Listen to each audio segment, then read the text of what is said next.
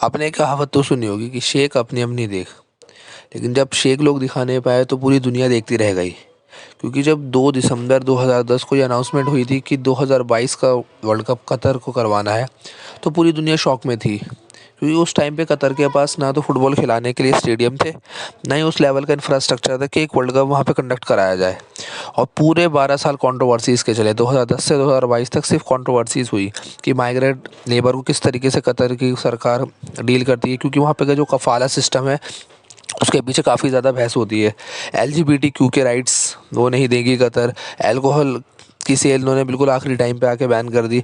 ये hosting rights जब दिए गए थे तो उस टाइम पे USA थी, साउथ कोरिया थी, ऑस्ट्रेलिया थी, जापान थी। और ये सारी वो कंट्रीज़ थी जो डेवलप्ड थी कतर से ज़्यादा, और जहाँ पे फुटबॉल की कोई ना कोई हिस्ट्री थी। लेकिन फिर भी कतर एक ऐसी कंट्री बनती है जो वर्ल्ड कप राइट्स जीतती है। इसके पीछे काफ़ी ज़्यादा कंट्रोवर्सीज़ होती हैं। और इवन उस टाइम का जो पैनल होता है फीफा का, जो ये डिसाइड करता है कतर वर्ल्ड कप की मेज़बानी करेगा, उसके अंदर भी काफ़ी सारे लोगों को केस होते हैं और काफ़ी सारे लोगों को जेल जाना पड़ता है। देखिए, इतना सब कुछ होने के बाद भी वर्ल्ड कप होता है और ये हम सबके सामने की बात है कि सक्सेसफुली एग्जीक्यूट होता है वर्ल्ड कप। मेसी को अपना ड्रीम पूरा करने का मौका मिलता है। 19 नवंबर से 18 दिसंबर तक ये वर्ल्ड कप चलता है और इस वर्ल्ड कप को कराने के लिए कतर ने वूपिंग $220 बिलियन खर्च कर दिए। मतलब अंधा पैसा बहाया गया है। और इस वर्ल्ड कप के अंदर एक रिकॉर्ड ये भी बना कि $5.4 बिलियन लोगों की व्यूअरशिप बनी। मतलब अभी तक के इतिहास में किसी वर्ल्ड कप के लिए सबसे ज़्यादा है। मतलब आधे से ज़्यादा दुनिया इस वर्ल्ड कप को देख रही थी। इससे अभी पता लगता है 5.4 बिलियन व्यूअरशिप से। और साथ ही साथ इस वर्ल्ड कप में 172 गोल पड़े, जो कि एक वर्ल्ड कप के अंदर सबसे ज़्यादा है। किसी भी वर्ल्ड कप ने इससे ज़्यादा गोल अभी तक नहीं पड़े हैं। इससे पहले ब्राज़ील जब 2014 में और फ्रांस में 1998 में वर्ल्ड कप हुआ था तो 171 गोल पड़े थे, और इस वर्ल्ड कप ने 172 पड़े हैं। तो ये अपने आप में ही रिकॉर्ड है। लेकिन सवाल ये आता है कि कतर इतना डेस्परेट क्यों था वर्ल्ड कप को करवाने के लिए। क्योंकि वर्ल्ड कप का कराने का मतलब ये नहीं होता है कि वो कंट्री को पैसा कमाने का मौका मिलेगा ही मिलेगा। क्योंकि हमें इससे भी पहले याद है कि ब्राज़ील ने 2014 में वर्ल्ड कप कराने के लिए $15 बिलियन खर्च करे थे और कई सारे नए स्टेडियम बनाए थे। लेकिन वर्ल्ड कप के बाद उसके स्टेडियम की बस पार्किंग बन गई थी। मतलब एक तरीके से बस अड्डा बन गया था। वहीं फ्रांस में जब 1998 में वर्ल्ड कप हुआ था, क्योंकि वर्ल्ड कप के टाइम पे बहुत सारे लोग आ जाते हैं, तो उस टाइम पे वो उस लेवल की सर्विसेज नहीं दे पाए थे और इसी वजह से रेट भी बहुत हाई हो गए थे क्योंकि लोग बहुत ज़्यादा थे। उस इसलिए ही उसके बाद 1998 में वर्ल्ड कप के बाद फ्रांस का टूरिज़्म का लेवल घट जाता है बढ़ने की जगह। इससे ये पता लगता है कि वर्ल्ड कप कराना हमेशा प्रॉफिट की डील नहीं होता। लेकिन ऐसा नहीं है कि हर कंट्री को ही लॉस हुआ है। कुछ कंट्रीज़ ने कमाया भी है। जैसे रशिया ने जब 2018 के अंदर वर्ल्ड कप करवाया था तो उन्होंने $11.6 बिलियन खर्च करे थे उस वर्ल्ड कप को कराने के लिए। और रशिया उस वर्ल्ड कप से $235 मिलियन का प्रॉफिट भी कमा के लेके गया था, जो कि 4.6% का रेट का रिटर्न है, जो कि ज़्यादा नहीं है। और वहीं 2010 में जब साउथ अफ्रीका में वर्ल्ड कप होता है तो उन्होंने $3.6 बिलियन खर्च करे थे उस वर्ल्ड कप को कराने के लिए, और उन्होंने भी अच्छे बेनिफिट्स कमाए थे। लेकिन क्योंकि जब भी किसी भी कंट्री में वर्ल्ड कप होता है तो सारा मेन खर्चा जो है उस वर्ल्ड कप को होस्ट कंट्री को उठाना पड़ता है, जैसे कि 2022 के केस में कतर को। लेकिन जो मेन कमाई होती है किसी भी वर्ल्ड कप से वो फीफा लेके आता है, जैसे टिकट के सेल्स से कमाई, स्पॉन्सरशिप से कमाई, ब्रॉडकास्टिंग राइट से कमाई, ये पूरे के पूरी 100% कमाई इस फीफा लेके आता है। और वहाँ की गवर्नमेंट को फीफा इस पर टैक्स भी नहीं देता है। पहले से ही फीफा अपने वर्ल्ड कप राइट्स देते टाइम क्लॉज में क्लियर कर देता है। फिर भी इन सब चीज़ों के बाद कतर इस वर्ल्ड कप कराने कितना डेस्परेट था हम सब जानते हैं। तो आइए हम इस वीडियो में जानते हैं कि फीफा ने कितने पैसे खर्च करे और उसके बाद उस फीफा ने कितने कमाए, वहीं कतर ने कितने पैसे खर्च करे इस वर्ल्ड कप को कराने के लिए और उसने कितने पैसे कमाए, तो ये हम जानते हैं। अच्छा, इस वीडियो को आगे बढ़ाने से पहले एक इन्फॉर्मेशन देना चाहेंगे कि 2026 का वर्ल्ड कप USA, कनाडा और मैक्सिको में होगा। देखिए, किसी भी वर्ल्ड कप को कराने के लिए दो तरीके के एक्सपेंसेस होते हैं। एक तो ऑपरेशनल एक्सपेंसेस जो मेन वर्ल्ड कप को कराने के लिए होते हैं, और एक इंफ्रास्ट्रक्चरल एक्सपेंसेस कि आसपास जो लोग आएंगे वो कहाँ रहेंगे, किस तरीके से अपना टाइम बिताएंगे जब तक वर्ल्ड कप चल रहा है। ये दो तरीके के मेन एक्सपेंसेस होते हैं। ऑपरेशनल जो है वो फीफा उठाता है, जो कि कतर के केस में, कतर वाले वर्ल्ड कप के केस में $1.7 बिलियन था, जो कि बनते हैं 1400 करोड़। वही जो इंफ्रास्ट्रक्चरल एक्सपेंसेस होते हैं वो कतर उठाएगा, क्योंकि वो होस्ट नेशन है। वो बताया जा रहा है $220 बिलियन के हैं, कि लगभग 17 लाख करोड़ के अप्रॉक्स। कतर वर्ल्ड कप 2022 में फीफा ने 1400 करोड़ रुपए खर्च करे, मतलब $1.7 बिलियन। फीफा 4-4 साल के ऑपरेशनल साइकिल पे काम करता है और उसमें मेजर एक्सपेंस जो भी होता है वो फीफा वर्ल्ड कप कराने का ही होता है। जैसे कि अगर हम इस साल के वर्ल्ड कप की बात करें हैं तो 1.7 बिलियन डॉलर फीफा ने खर्च करे। उसमें जो मेजर एक्सपेंसेस थे वो थे जैसे कि प्राइज़ मनी का डिस्ट्रीब्यूशन, 440 मिलियन डॉलर फीफा ने खर्च करे सिर्फ प्राइज़ मनी बांटने के लिए टीम्स के बीच में। जैसे कि विनर टीम को 42 मिलियन डॉलर दिए, जो कि अर्जेंटीना थी, 344 करोड़ रुपीज़ वो लेके गए। वहीं सेकंड नंबर पे फ्रांस रही, उसको 30 मिलियन डॉलर दिए गए, जैसे वो बनता है 245 करोड़ रुपीज़। वहीं ऑपरेशनल एक्सपेंसेस जो हैं वो दूसरे नंबर पे रहे, उनको पर फीफा ने 322 मिलियन डॉलर खर्च करे। ये मोस्टली ट्रांसपोर्ट, इंश्योरेंस, हॉस्पिटैलिटी, इन चीज़ के खर्चे होते हैं। वहीं टीवी ऑपरेशंस जो फीफा राइट देती है उसको राइट देने के लिए खर्चे करने पड़ते हैं, तो उसमें 247 मिलियन डॉलर का खर्चा आया। वहीं क्लब के बेनिफिट्स प्रोग्राम होते हैं जो फीफा को चलाने पड़ते हैं, तो उसके अंदर 209 मिलियन डॉलर का खर्चा आया। वर्कफोर्स जो लगी होती है किसी भी वर्ल्ड कप में, उसको मैनेज करने के लिए फीफा को काफ़ी खर्चे करने पड़ते हैं। तो इस वर्ल्ड कप में 207 मिलियन डॉलर खर्चा आया उसी चीज़ के लिए। वहीं टीम को सर्विसेज दी जाती हैं फीफा की तरफ से, उसके अंदर 107 मिलियन डॉलर का खर्चा आया। आईसीटी मतलब इंफॉर्मेशन टेक्नोलॉजी के ऊपर, जैसे पीछे थर्ड अंपायर इन सब के वो लगे रहते हैं, इंफॉर्मेशन टेक्नोलॉजी के प्रोग्राम सारे, उसके अंदर 49 मिलियन डॉलर का खर्चा आया। वहीं मार्केटिंग राइट्स जो फीफा के पास आते हैं उसको डिलीवर करने के लिए भी उससे पहले फीफा को एक्सपेंस करने पड़ते हैं, क्योंकि तभी वो मार्केटिंग राइट रेज हो पाएंगे।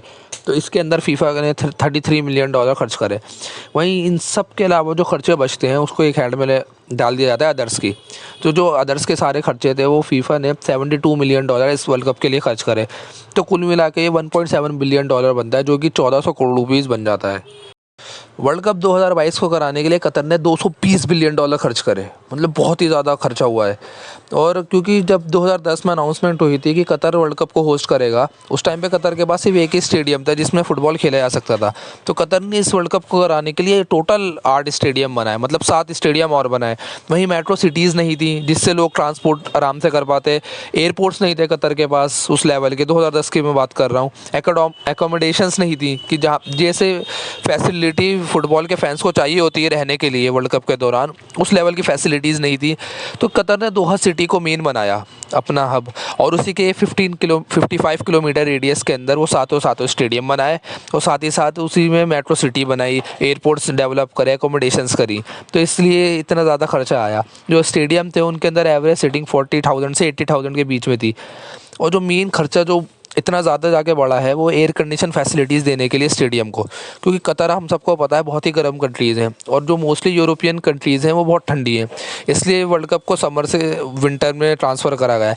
लेकिन विंटर में ट्रांसफ़र करने के बाद भी जो कतर का वेदर टेम्परेचर है वो यूरोपियन कंट्रीज़ के मुकाबले काफ़ी हाई है, और प्लेयर्स को ये बताया जा रहा है अगर इतनी गर्मी में इतनी देर तक खेलेंगे तो उनकी बॉडी में बहुत नेगेटिव इफेक्ट पड़ सकता है। तो इसलिए पूरे स्टेडियम्स को एयर कंडीशन करा गया, जो कि अनबिलीवेबल लग रहा था जिस टाइम पे अनाउंसमेंट हुई थी कि कतर वर्ल्ड कप करवाएगा, लेकिन कतर ने सबको पॉसिबल करा। मतलब अगर 2018 वर्ल्ड कप से देखा जाए तो 16 टाइम्स ज़्यादा कतर ने एक्सपेंस करे हैं। वहीं अगर 2010 में जब अनाउंसमेंट हुई थी जो साउथ अफ्रीका ने वर्ल्ड कप करा था, उससे 60 टाइम्स ज़्यादा कतर ने खर्चा करा है सिर्फ इस वर्ल्ड कप को कराने के लिए। देखिए 220 बिलियन डॉलर के खर्चे को और बाइफरकेट करना चाहें तो उसके अंदर मेन खर्चा जो आया है पहला 48 बिलियन डॉलर का एयर कंडीशन स्टेडियम बनाने का। देखिए बताया तो ये जा रहा था कि 6.5 बिलियन डॉलर कंस्ट्रक्शन का कॉस्ट आया है, बाकी उसमें जो एसी को इम्पोर्टेशन करा है, इंस्टॉलेशन करा है, उसी को मिलाते हुए 48 बिलियन डॉलर तक वो खर्चा बन गया है। वहीं दूसरे नंबर का खर्चा देखें तो 77 बिलियन डॉलर का है। जो सॉकर फैंस हैं, सॉकर प्लेयर हैं, उनको एमिनिटीज़ एकोमोडेशन आसपास स्टेडियम के देने के, जैसे पर एकोमोडेशन 15 बिलियन डॉलर का बनता है।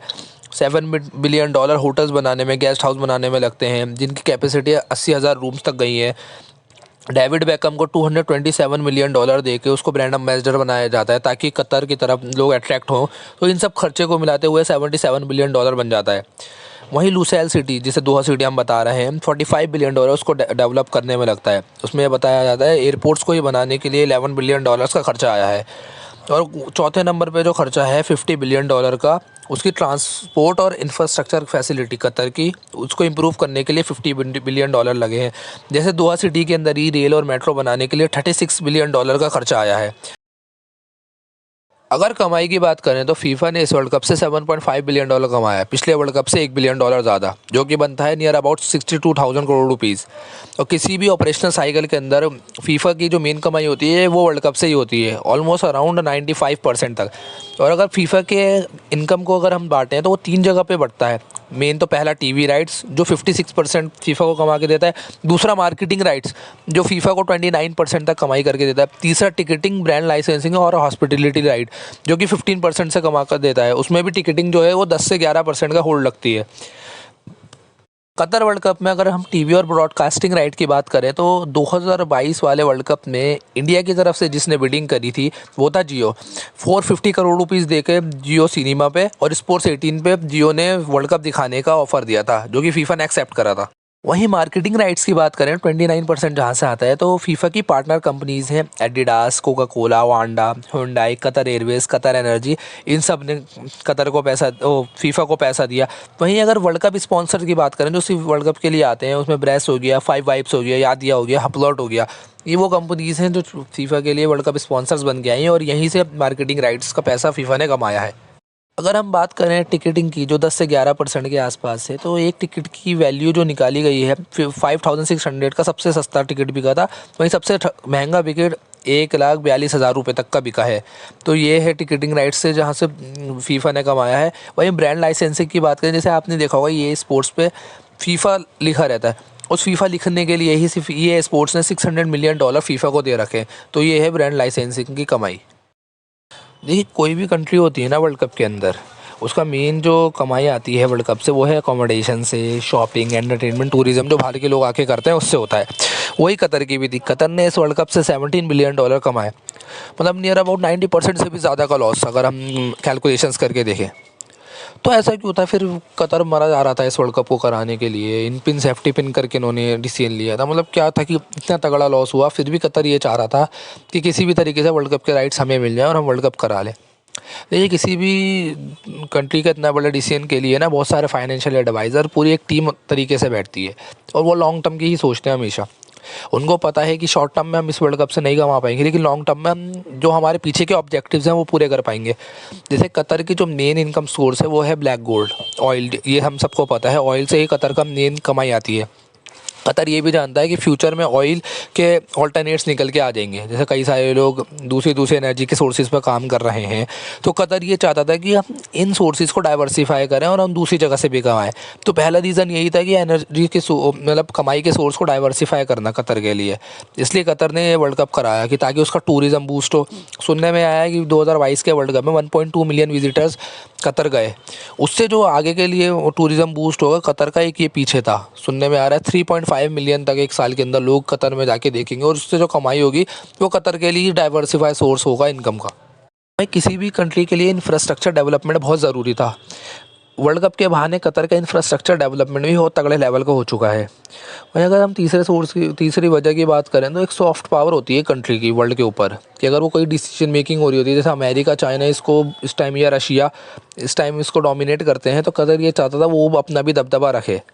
तो जैसे कि अगर कोई भी कंट्री वर्ल्ड कप का जैसा बड़ा टूर्नामेंट करा लेती है तो उस कंट्री में एफडीआई आने के चांसेस होते हैं और वो फ्यूचर के अंदर किसी दूसरे बड़े टूर्नामेंट को कराने के लिए उसको सोचा जा सकता है, क्योंकि उसने एक बार इतना बड़ा वर्ल्ड कप करा रहा है, वो आगे भी ऐसे बड़े बड़े टूर्नामेंट मैच करेगी।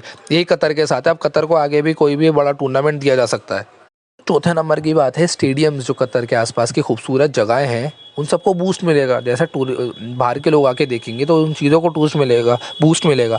वहीं लोकल प्रोडक्ट्स की बात करें जो कतर में मेन बनते हैं उनको भी बूस्ट मिलेगा। बाहर के लोग आगे ख़रीदेंगे, उसकी तारीफ़ करेंगे तो वो बार बार आएंगे उन प्रोडक्ट्स को ख़रीदने के लिए। तो इस तरीके से उनके लोकल प्रोडक्ट्स को भी बूस्ट मिलेगा। और आखिरी वजह अगर हम देखें तो न्यू जॉब्स क्रिएट होंगी। 15 मिलियन जॉब बताया जा रहा है कि कतर के अंदर क्रिएट करी गई हैं वर्ल्ड कप के दौरान। तो ये इन 5 रीज़न की वजह से कतर वर्ल्ड कप कराने के बिल्कुल डेस्परेट था।